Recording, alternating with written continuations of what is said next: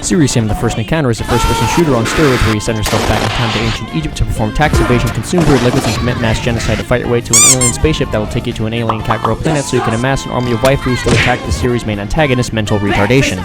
Along your journey, you will collect a vast array of weapons ranging from a literal hand cannon to a butter knife that somehow hits harder than a truck. But before you can head to the spaceship, you as the player control Samuel, angrily determined Brick, as he must collect 4 tokens of virginity, a weird cock ring, and an anime figurine of Botan from HoloLive. I know to play Serious Sam plays collab. So if any of that fleshed out lore interests you, then keep watching as we'll dive deeper and deeper into degeneracy as this video goes on.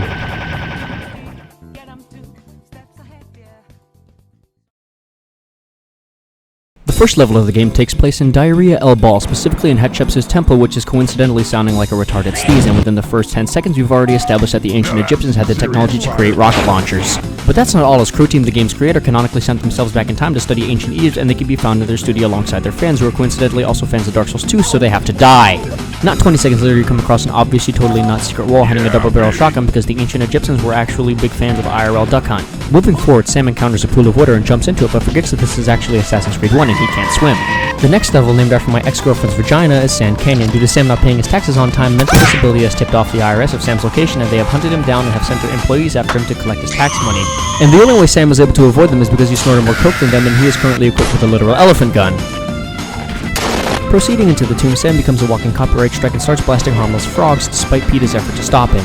Enraged at Sam, the PETA workers set up an ambush outside, but Sam just literally kills him like a murderer. Entering the secret crypt, Sam collects the first token of virginity. Next on the to-do list is grave robbing, so Sam delves into the tomb of Ramanoodle III to the displeasure of the grave warden, so he just kills him too. The game wants you to pick up the shotgun here and have a big fight, but we can skip that because level design has screwed the developers, and just like that, Sam finds the second token of virginity. Heading forward at the speed of 3 ducks per mile or 1 Subaru, Sam fights through the Valley of Kings, which is a real place because Egypt has weird names for places. Encountering more frogs, Shrek, and forums from Ben 10. After killing everybody's childhood, Sam needs to grab this Ankh, but we don't have to follow the rules because level design. Now Sam must pass through the Eternal Darkness. While on this crazy hunt to destroy all statues, Sam comes across a scroll that talks about a secret pathway that leads to a successful VTubing career. But Sam isn't the only one that wants to be a VTuber, as some of the mental deficiencies employees want to be VTubers too, so Sam reenacts the World War II Marine Raiders and starts island hopping towards the HoloLive headquarters. Descending further into hell, you face the denizens of the bottom, and PETA sends one of their employees to deal with Sam, but clearly fails just like their business ethics.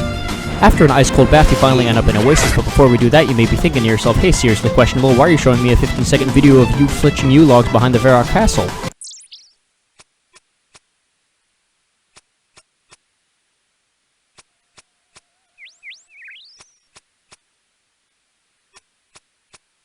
No reason, but let's talk guns, which is something I should have done in the beginning of the video, but like the Serious Sam chronology, I screwed the timeline. You start out with the knife, which can insta-kill everything, trust me. You have not 1 but 2 revolvers, which you'll never use again. You have a single and double-barrel shotgun, only one of which is useful. The Tommy gun exists, but is immediately outclassed by the big spinny gun. The rocket launcher is good, but the grenade launcher is cooler. The laser gun is a walking copyright strike from George Lucas, and then there's the SBC cannon, which stands for a slightly bipolar character. This gun is the only weapon that can rival the might of a knife. Using giant radiation-inducing cannonballs, you can pwn all the noobs on old-school RuneScape. After arriving at the Oasis, you can pick up the big spinny gun and the grenade launcher, which will allow you to commit tax evasion more effectively by firing a hail of lead and grenades into oncoming police. Moving further down into the depths, we come across the worst boss in the entire series, not because it's executed badly, but just because it's plain boring. I'd rather listen to Sea Shanty 2 for 10 hours than fight this boss again. Yeah, no, I'm not gonna do that to you. Dunes is the peak of my existence. This might be the first time you really pay attention to the music. Just listen to this.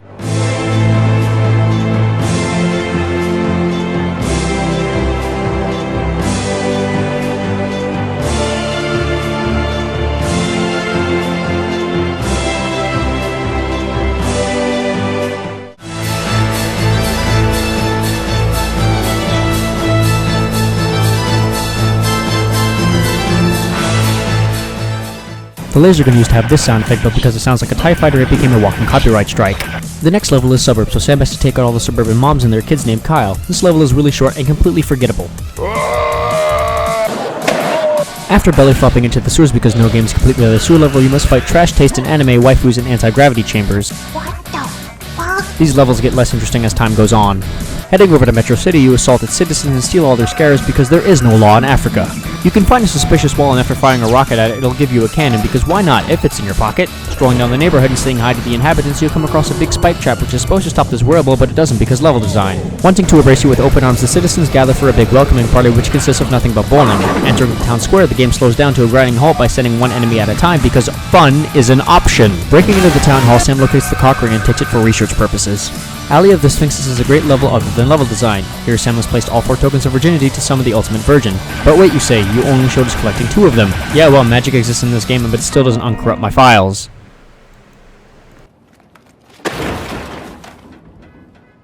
Placing all the tokens, the world's biggest virgin is summoned and you are tasked to suplex that bitch. After showing it who's boss, Sam enters Crow Team's crown jewel. Karnak is easily one of the best levels, a great area, beautiful interiors, great secrets, and in fact, Karnak was the official demo for the first encounter. Yet funnily enough, it still isn't exempt from level design. This is the level where you collect the aforementioned statue, but because level design we can skip it because according to Crow Team, actually playing the game is an option. This level is easily the worst one because this is usually where the fatigue sets in. Go here, grab this, go there, grab that. The level is a long and boring fetch quest that makes you want to kill yourself, but it can't even do that right. But this level does serve to further the plot as Sam activates a beacon which calls the alien spaceship to Egypt. The next level is Sacred Yards, and it's a great level other than level design. Is this getting repetitive yet? On a real note, this is one of the best levels in the game because it's experimental with its design and secrets. Sam must collect 2 Sphinxes before moving on to the game's final level, encountering microphilia and proof that Crow Team built the pyramids.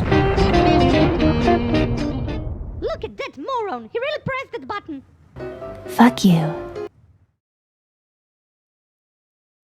We're finally here, the final level of the first encounter. After walking into the courtyard, you fight cats, cows, chickens, and any and all remaining livestock because PETA can't stop us now. They, however, have one final trick up their sleeve. Merging into one, PETA and the IRS become the People for Internal Revenue Service, aka tax collectors. Chasing after Sam while the spaceship hovers above, you blast your way through the Great Pyramid and make your way inside. After placing the final piece of the puzzle, Sam heads to the spaceship but is interrupted by the PIRS.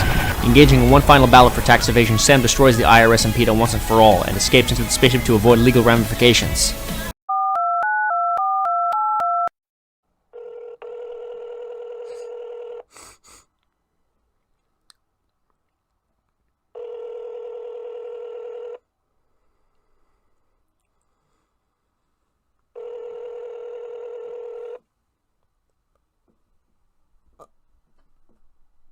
Thanks for calling Pizza Hut. How can I help you?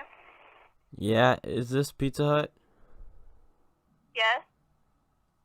More like pizza butt. And that is the story of Serious Sam, the first encounter.